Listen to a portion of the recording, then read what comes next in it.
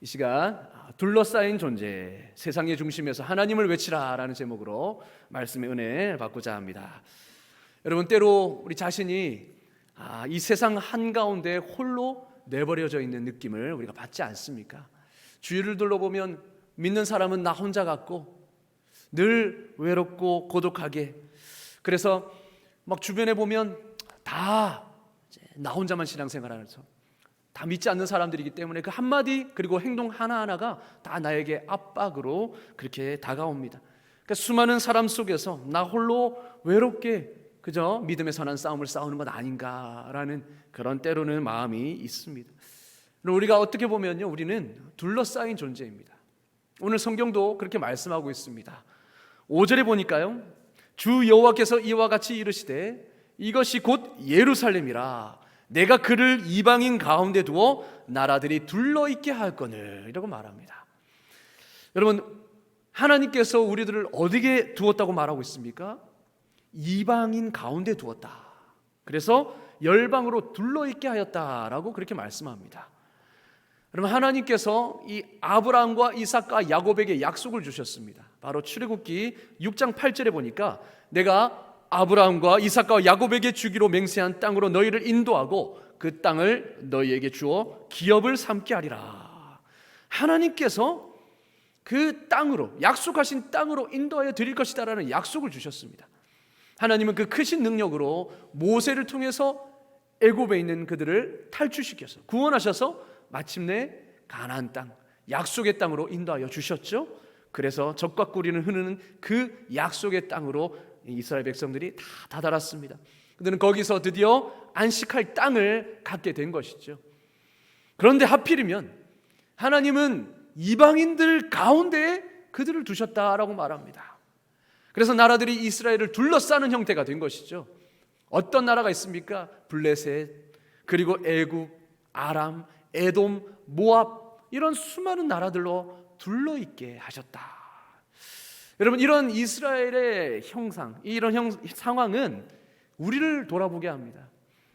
우리는 예수님을 믿고 하나님의 자녀가 되는 은혜를 받았습니다. 죄악으로 가득한 세상, 그리고 멸망으로 치닫는 그 세상 가운데 우리가 부르심을 받고 건짐을 받았습니다. 얼마나 감격스럽고 놀라운 은혜입니까? 그렇죠? 자격 없는 내가 그 십자가의 공로, 예수 그리스도의 그 십자가의 공로로 인해서 내가 구원받았다라는 이것, 정말 하나님께서 그저 은혜로, 나는 아무 자격 없는데 그저 하나님의 은혜로 이 놀라운 구원을 나에게 행해 주셨다, 선물로 주셨다. 여러분, 이 십자가의 감격을 깨닫고 나서 우리가 얼마나 눈물로 하나님 앞에 찬양하며 영광을 올려드렸습니까? 예수님을 믿고 나의 구주로 영접하고 난 후에 모든 세상이 달라 보이지 않습니까? 그전에는 불평과 원망이 가득 찼던 세상이 이제는 바라보기만 해도 아름답고 놀랍고, 그저 꽃을 바라보도 너무 아름답고, 이제 세상이 달라 보이는 거죠. 이런 구원의 은혜를 우리가 맛보았습니다. 자, 문제는 그런데 우리가 구원받은 그 후에도 여전히 세상은 똑같다라는 겁니다. 여전히 우리는 세상 가운데 있습니다. 여러분, 우리가 예수님을 믿고 구원받은 즉시 천국으로 올라가면 얼마나 좋겠습니까? 그러나 우리 육신은 여전히 이 세상에 살고 있습니다. 변한 것이라고는 없습니다. 나 홀로 변했습니다. 주변의 사람들은 여전히 믿지 않죠. 그래서 내 주변에는 믿지 않는 사람들로 가득 둘러져 있습니다. 여러분, 제가 대학을 갔는데요, 충격을 받았습니다. 그 과에 나 혼자 크리스찬인 것 같았습니다. 나 혼자 믿는 것 같았어요. 다른 건 뭐 과 마치고 뭐 술집 가고 술 마시고 세상의 문화들 다 이렇게 만끽하는데 저 혼자 외톨인 겁니다. 나와 함께 신앙을 나눌 수 있는 그 친구가 과에 아무것도 없는 겁니다. 여러분, 저는 그래도 적어도 10%는 있는 줄 알았죠. 왜냐? 통계가 25%라고 하니까, 그리스도인이 25%라고 하니까 그래도 적어도 과에는 한 10%는 크리스찬이 있겠지. 그 친구가 잘 믿음 생활 잘 하고 또 신앙 잘 해서 좀 귀한 만남, 사귐을 갖고자 하는 마음으로 들어갔지만 그것은 제 착각이었습니다. 여러분, 직장도 마찬가지 아닙니까? 직장 가운데서 우리 주변에는 거의가 믿지 않는 사람들로 둘러져 있습니다. 우리 가족 중에도 홀로 지금 신앙생활하고 계시는 분이 있을 것입니다. 그러다 보니까 우리의 모든 행동들이 다 그들에게는 낯선 거죠. 튄 거죠. 심지어 식사 기도를 해도 굉장히 어리둥절하게 봅니다. 뭐 하는 짓이냐. 또 장난을 치죠. 눈 감고 기도할 동안에 밥에 뭐가 넣습니다. 뭐가 들어갑니다. 분명히 기도하기 전에는 없던 게 나와져 있습니다. 그런 놀림도 많이 당하죠. 그리고 개독교라고 말도 많이 당하고요. 우리는 그때 제가 신앙생활할 때는 한참 영생교라는 이단이 유행해가지고 그 별명이 영생교입니다. 교회 다니는 이유 하나만으로 영생교 이렇게 비난을 받습니다. 그러니까 주변에 참 없는 것 같아요. 그렇죠? 또 직장에서 말씀이라도 보려고 하면 근무 시간에 웬 딴짓이냐라고 태클 걸죠. 자기들은 근무 시간에 인터넷 쇼핑도 하고 다 하면서 우리가 말씀 펴놓고 말씀을 보면 그게 딴짓이라고 생각하고 그렇게 태클을 겁니다. 모든 말과 행동들이 다 우리에겐 압박이 되는 겁니다. 왜냐? 일대 다수기 때문에. 나는 구원받고 변했지만 내 주변에는 변한 것이 없어요. 그전에는 몰랐는데 예수 믿고 나니까 더 나 혼자인 것 같습니다. 여러분, 왜 하나님은 우리를 구원하신 후에도 여전히 이 세상 속에 그대로 두셨을까요? 여러분, 그것은요, 우리를 세상의 중심으로 삼으신 것입니다. 여러분, 우리가 관점을 바꿔봅시다. 이 형국은 우리가 둘러싸인 형태가 아니라 그들의 중심에 우리가 있다라는 겁니다. 오늘 말씀을 보실까요? 5절 보니까 내가 그들을 이방인 가운데 두었다라고 말합니다. 영어로 보면 이렇습니다. The center of the nations. The center. 수많은 나라의 중심이라는 겁니다. 하나님께서는 예루살렘을 택하셔서 이방 나라의 중심에 그들을 두셨다라는 거죠. 왜요? 세상의 중심에서 하나님의 영광을 드러내는 존재로 부르셨던 것입니다. 그렇죠. 예루살렘이 이방 민족들에게 둘려져 있는 상황은 세상의 중심적 역할을 감당하기 위함입니다. 내가 너희들을 세상의 중심에 두었다. 그래서 모든 나라들이 너희를 통해 나의 영광을 보게 될 것이다 라고 하신 것입니다. 하나님은 이방 가운데 이스라엘 두어서 열방의 빛으로 삼으시고 모든 나라들이 이 열방의 빛을 보고 주님께 나오도록, 그래서 하나님께 복을 받도록 하나님은 그렇게 하신 것입니다. 그게 하나님의 뜻이었습니다. 그래서 아브라함에게 뭐라고 말합니까? 너는 복이 될지라. 복이 될지라. 너를 택하여서 내가 이방의 민족의 빛으로 삼아서 모든 나라들이 너를 통해 하나님의 은혜를 깨닫게 되고 하나님 앞으로 나오게 되어서 너는 복이 될 것이다. 하나님은 이러한 특권과 정체성과 사명을 예루살렘에게 주신 것입니다. 실제로 과거의 예루살렘은 이러한 역할을 잘 감당해냈죠. 그래서 열왕기상 4장 34절에는 솔로몬 시대에 많은 나라들이 솔로몬의 지혜를 보기 위해서, 그 솔로몬에게 지혜를 주신 하나님을 찬양하기 위해서 수많은 나라들이 예루살렘으로 몰려들었습니다. 이것이 하나님이 예루살렘을 그 가운데 두신 이유였습니다. 여러분, 우리도 그렇지 않습니까? 우리는 세상 사람들의 둘러싸여 있는 형국도 되지만 다르게 보면 그들의 한가운데 그들의 중심에 서 있는 모습도 됩니다. 우리는 둘러싸여서 억압받고 압박받는 존재가 아니라 세상의 중심에서 하나님이 살아계심을 외치며 전하는 존재가 된 것입니다. 여러분, 그것을 위해서 하나님은 여전히 우리를 이 세상 가운데에 두신 것이죠. 여러분, 우리는 하나님을 드러내는 존재인 줄로 믿습니다. 세상의 중심에서 하나님을 드러내는 존재입니다. 마태복음 5장 14절 이렇게 말하죠. 다 같이 읽겠습니다. 시작. 너희는 세상의 빛이라. 산 위에 있는 동네가 숨겨지지 못할 것이요. 아멘. 세상의 빛이라. 산 위의 동네. 산 위의 동네는 무엇입니까? 그 당시에 예루살렘은 언덕이 많았습니다. 산은 지금으로 말하면 우리가 뭐 황령산이라든지 이런 높은 산이 아니라 그냥 언덕 수준이었어요.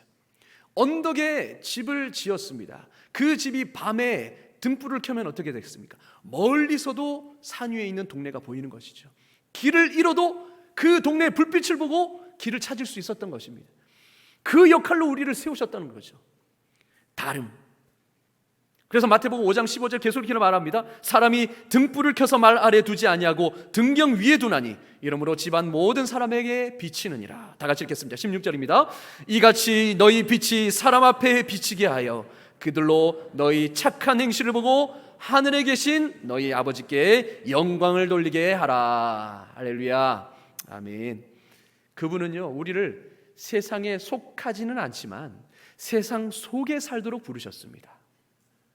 세상 속에 살면서 세상에 속하지는 않은 존재지만 그러나 세상 속에서 하나님의 빛을 비추는 존재로 우리를 부르셨습니다. 그곳에서의 빛의 역할을 감당하게 하셨습니다. 그래서 멀리서도 보일 수 있도록, 여러분, 그래서 사람들이 언제든지 그 빛을 보고 나올 수 있도록 우리를 그렇게 부르셨다는 거죠. 여러분, 세상과 다름을 보여줌을 통하여서 하나님의 영광을 드러내는 존재로 우리를 세우신 줄로 믿습니다. 세상과 다름, 만약에 주변과 똑같다, 그러면 어떻게 그들이 분별하여 빛 가운데로 나올 수 있겠습니까? 세상과 다른 이 구별된 존재, 거룩한 존재로 우리가 살아감을 통하여서 그래서 하나님을 볼 수 있다는 거죠. 여러분, 그런데요, 하나님을 드러내는 삶을 우리는 때로는 저 멀리 있다고 생각합니다. 나는 그런 삶을 살 수 없을 거야. 그런 삶은 나에게 너무 부담스러워. 그러네요. 하나님을 드러내는 삶은 멀리 있지 않습니다.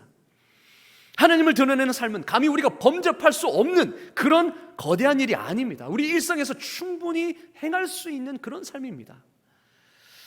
빌 하이벨스 목사님이 쓴 나는 크리스천입니다 라는 책에 진정한 기독교 신앙, 하나님을 드러내는 삶을 보여주는 삶을 소개하고 있는데요, 그 중에 하나입니다. 한 남자가 있었는데 직장에서 고액 연봉을 받던 사람이었습니다. 그런데 어느 날 예수님을 믿고 예수님을 내 삶의 구주로 영접하고 예수님께 모든 삶을 드린 후에 그 고액 연봉을 받던 직장을 그만두었습니다. 왜냐? 상사의 비도덕적인 거래를 더 이상 눈뜨고 볼 수 없었기 때문입니다. 그 상사는 계속해서 관행처럼 비상식적이고 비도덕적인 거래를 해왔고, 그리고 그것을 눈 감아줄 것을 요구했고, 많은 직원들에게 그게 관행이다라고 하면서 그렇게 했습니다. 그러나 그 남자는 예수님을 믿고 이제는 예수님이 내 삶이 되었기 때문에 더 이상 그것을 볼 수가 없었던 것입니다. 그래서 그만두고 나왔습니다. 다른 직장을 알아봤습니다.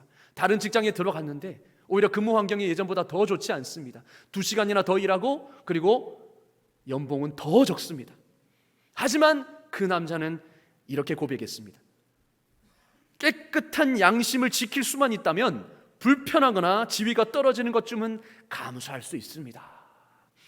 내가 깨끗한 양심만 유지할 수 있다면, 내가 조금 더 지위가 낮아지고 조금 더 대우를 받지 못하는 상황도 나는 기쁘게 감수할 수 있습니다.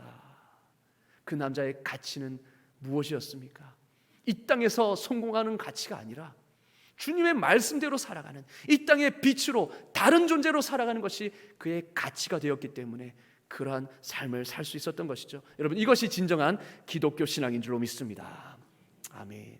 그리고 그 책에서는 계속해서 이렇게 말하고 있습니다. 기독교 신앙의 참 모습. 오늘 함께 일하는 직원이 찾아와서 내 말 때문에 상처를 입었다는 얘기를 했다. 진실을 토로하다가 불이익을 입을 수 있다는 걸 잘 알지만 상사인 내게 솔직한 감정을 털어놓은 것이다. 진실에 따른 것입니다. 여러분, 우리가 직장 생활을 통해서 때로는 어떻게 합니까? 상사가 때로는 그 불이익을 아니면 이 감정이 상했을 때에 우리는 직원들에게 뒷담화합니다. 그래서 험담합니다. 그러나 앞에서는 정작 말하지 못하죠. 여러분, 그것이 진실하지 못하다는 거죠.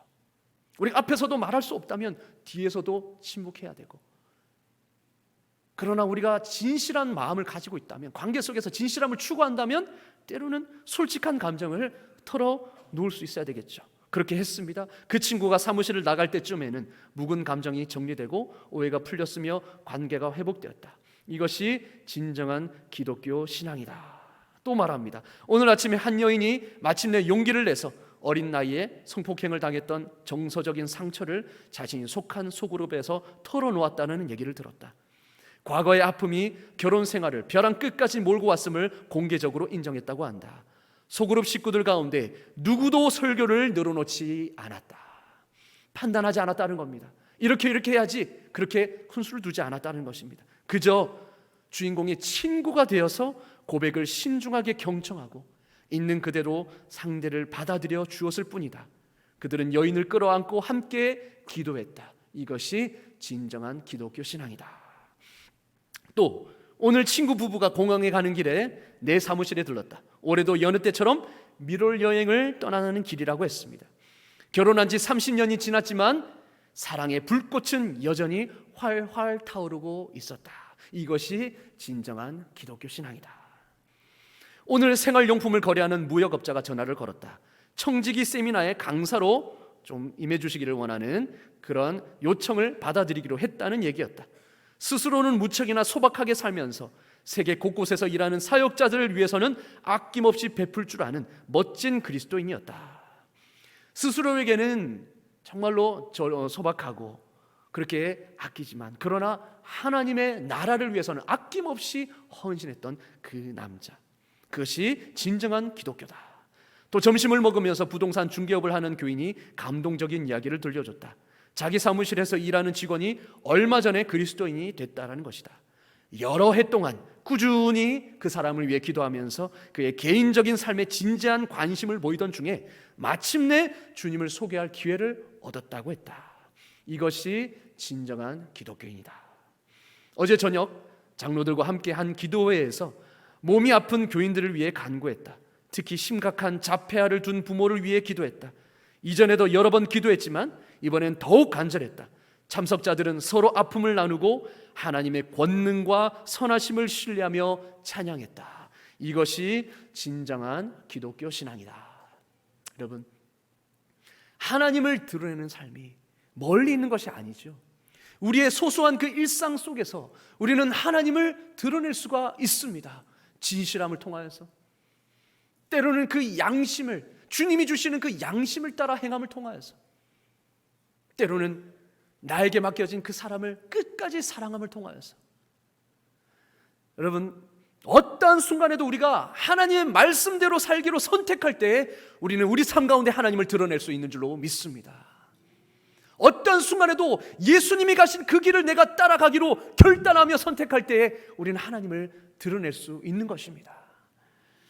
서경욱 씨가 쓴 내 마음이 멈춘 그림 묵상 내용 중에서 이런 말이 있었습니다. 모두가 잠든 시간이었습니다. 제자 훈련을 받는 학생들과 공동생활을 하는 숙소에서 흐느껴 우는 소리가 들려서 살짝 들여다보니 어떤 학생과 간사님이 부둥켜 안고 울고 있는 것이었습니다. 학생은 알아듣지도 못하는 무슨 말을 울먹이며 내뱉고 있었고 그 간사님은 학생이 너무 안쓰러워서 울고 있었습니다. 어쩌면 우리가 그리스도인을 따르는 이유는 성경을 유창하게 외우고 거룩함과 경건함이 넘치는 성자가 되는 것, 그 이상의 것인지도 모르겠습니다. 그것은 서로 사랑하는 방법을 배우는 것입니다. 사랑하는 방법을 배우는 것이다. 부족하고 연약한 상처투성이의 영혼이 다른 한 영혼을 품어주는 것을 배우기 위해서 말이죠. 아주 서투르지만 말입니다. 많은 사람을 사랑할 수 있는 능력이 나에게는 없을 것입니다. 그저 그날 밤에 그 간사님처럼 함께 울어줄 수 있는 긍휼함이라도 내 마음 한켠에 넉넉하기를 바랄 뿐입니다. 그러면서 이렇게 말합니다. 언젠가 사람들이 우리의 서투른 사랑을 보고 우리가 그분의 제자인 것을 알았으면 좋겠습니다. 우리가 사랑하는 법을 배우면서 예수님이 걸어가신 그 사랑의 길, 서툴지만 따라가며 그렇게 날마다 사랑하는 법을 배우면서 살아갈 때에, 그리고 함께 우는 자들과 함께 울 때에 우리는 우리의 삶을 통하여서 많은 사람들이 어설픈 사랑이지만 우리가 예수님의 제자라는 것을 알기를 원한다라는 그런 고백이었습니다. 여러분, 하나님을 드러내는 삶이 어려운 삶이 아닙니다.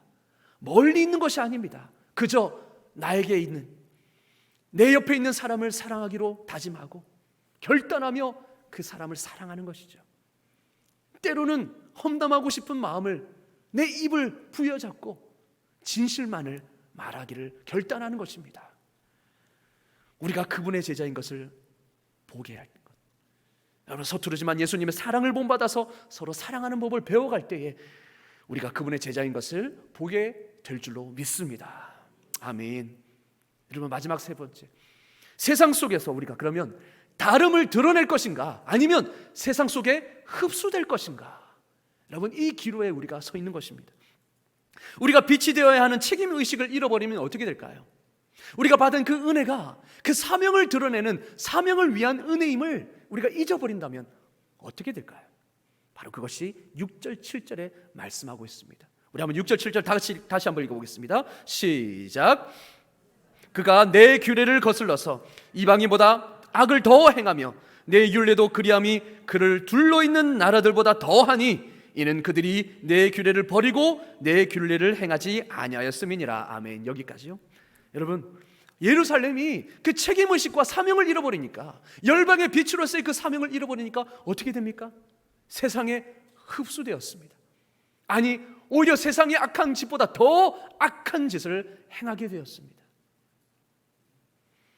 여러분, 심지어 이방 나라도 행하지 않는, 자녀를 제물로 드리는, 자녀를 불 가운데로 지나가게 하는 그런 제물, 몰록 신에게 바치는 그 일까지 서슴없이 자행하는 것입니다. 세상의 중심에서 하나님의 영광을 나타내기는커녕 오히려 이방인들에게 비난받을 짓을 하고 있는 것이죠. 하나님의 영광을 드러내야 할 존재가 오히려 하나님의 영광을 가리는 존재가 되어버리는 것입니다. 우리는 예수님을 구주와 주님으로 믿습니다. 그렇게 고백하며 그렇게 살아갑니다. 그런데요, 우리는 이 사람들 중에, 믿는 사람들 중에 실천적 무신론자들이 많습니다. 여러분, 무신론자라는 이야기를 들어보셨죠? 무신론자가 무엇입니까? 하나님이 없다라고 믿는 사람들, 하나님 없이 사는 사람들을 무신론자고 합니다. 그런데요, 실천적 무신론자는 무슨 말이냐? 이론적으로는 하나님을 믿습니다. 머리로는 하나님을 인정하고 고백하고 그렇게 나아갑니다.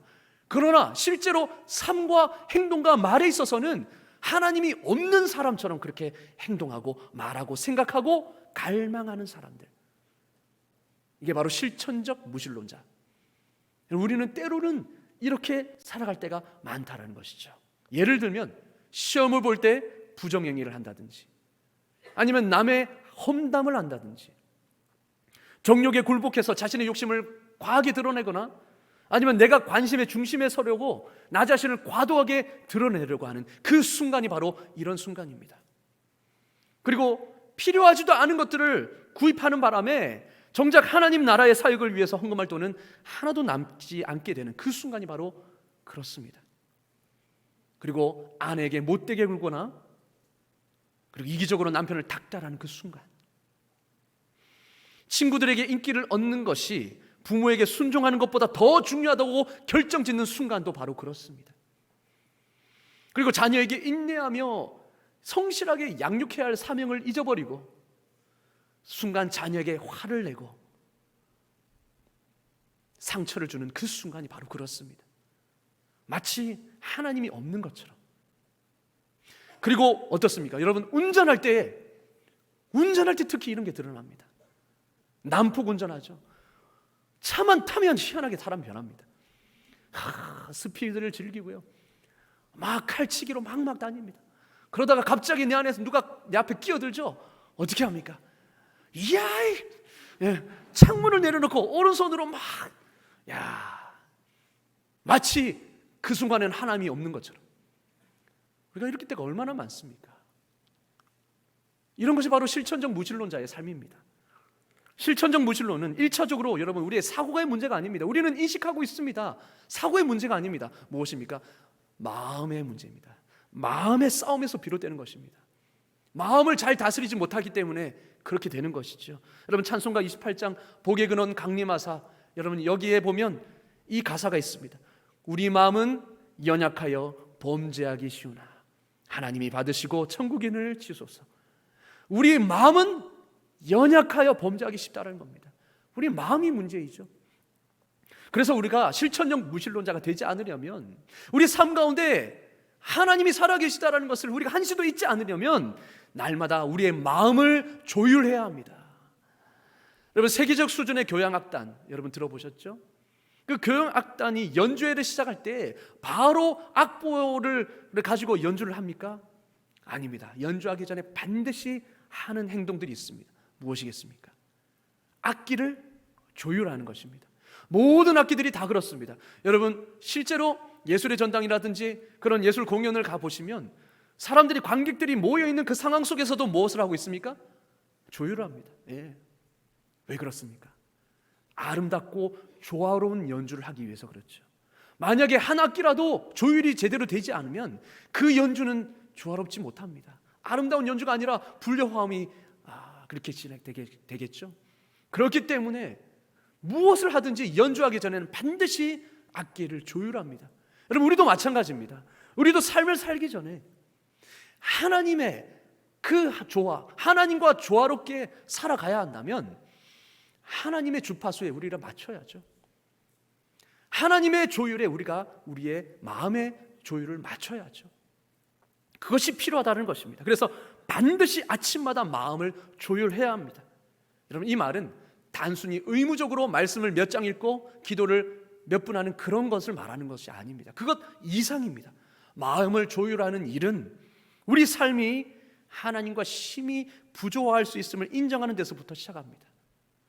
즉, 감정이 고조되거나 흥분하거나 일정이 빡빡해서 여유가 없을 때에, 그리고 두려움이, 유혹이 찾아올 때 우리의 마음은 늘 흐트러집니다.